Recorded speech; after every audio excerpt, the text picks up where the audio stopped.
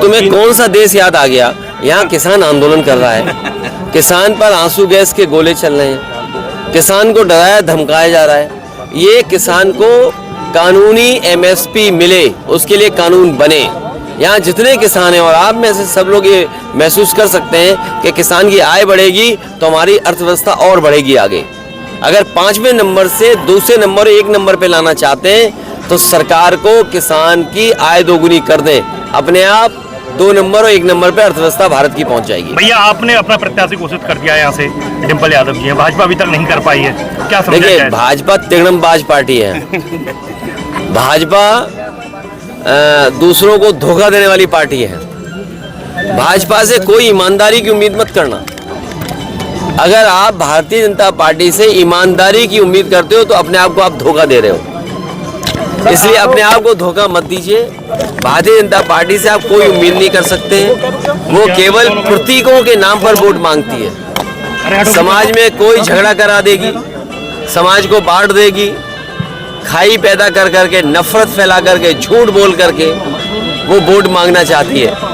और इस बार तो भारतीय जनता पार्टी के सभी सांसदों की टिकट कटने जा रही है, एक के सिवा, और जो एक है वो भी अपनी सीट बदलना चाहते हैं। तो सोचिए, जो पार्टी दिल्ली में 10 साल से राज कर रही है, उत्तर प्रदेश में लगातार 2 बार जनता ने सरकार बनाई हो, 17 साल से सरकार चल रही हो, वो अपने सांसदों की टिकट काटने जा रही हो।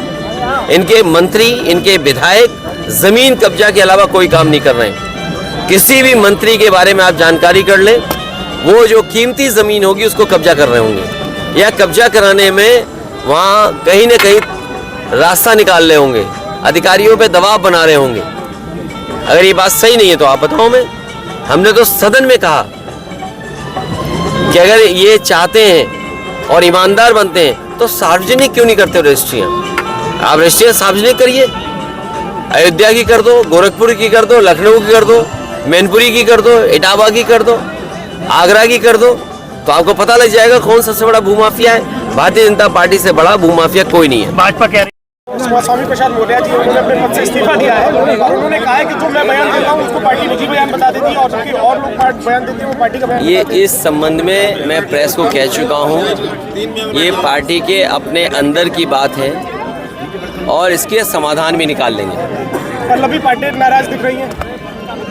ये इस समय है नाराजगियों का, और ये समय है नाराज होने का भी। किसानों ने देखिए,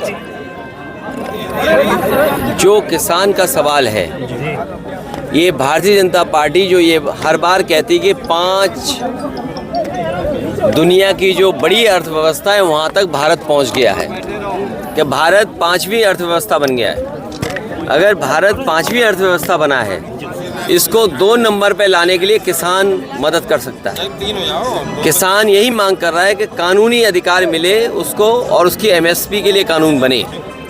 इस सरकार को क्या समस्या है?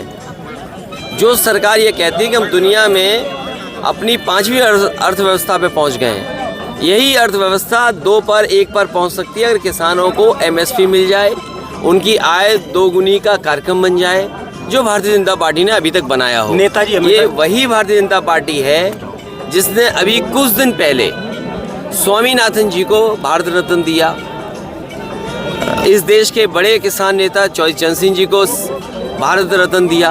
अगर आप किसान के नाम पर 2 लोगों को भारत रत्न दे रहे हैं तो आपको एमएसपी के लिए कानून बनाने में क्या दिक्कत है? ये भारतीय जनता पार्टी बड़े लोगों के लिए काम करती है, 10% के लिए सब कुछ, और जो 90% की आबादी उसके लिए कुछ नहीं। यही भारतीय जनता पार्टी का काम करने का तरीका है। नेताजी हमेशा कहते थे कि जितना एक भी सीट नहीं जीतेगी, जबकि मैनपुरी भी हराएंगे। ये तो अच्छी बात कह रहे हैं। मैंने तो सुना है कि यहाँ नाम जाने कहाँ से आ रहे हैं। आप ही में से कोई छापता है नाम कि कोई ये आ रहा है, कोई वो आ रहा है, कोई ये गणित बैठाया जा रहा है, कोई ये मैथ लगाया जा रहा है, कभी ट्रिग्नोमेट्री करते हैं, कभी ज्योमेट्री करते हैं, कभी ड्राइंग करते हैं। तो ये तो करेंगे ना बीजेपी के लोग। लेकिन ये बताओ, आय दोगुनी के लिए क्या इन्होंने रास्ता निकाला है? और पूरे देश का किसान दुखी बैठा है। आप किसान के लिए क्या कर रहे हैं? और फिर किसान को अगर मुनाफा मिले तो बात ठीक है। आपका लहसुन क्या हिसाब बिक रहा है? किसान को अगर मुनाफा मिले तो हमें कोई शिकायत नहीं है। सरसों का तेल क्या हिसाब है? और सब चीज़ें भूल जाओ। नमक का क्या हाल है बताओ। 2017 में नमक की कीमत क्या थी? 2017 में या 2014 में डीजल की कीमत क्या थी? पेट्रोल की कीमत क्या थी? जो लोग नमक में भी मुनाफा कमा सकते हैं वो आपके भविष्य को बर्बाद कर रहे हैं।